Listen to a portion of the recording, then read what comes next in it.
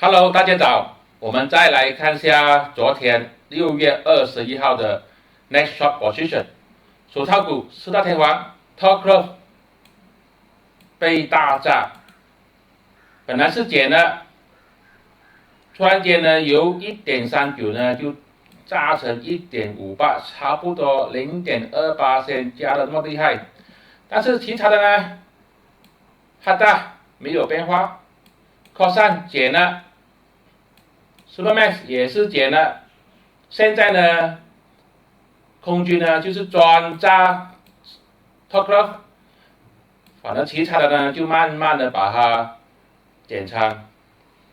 这个也就是我是讲的，哈达跟 Cosine 呢是我的首选 ，Supermax 呢跟 Top Glove 呢就比较差一点，我是说基本面，所以大家交易的时候呢，最好要选对的手套股来交易。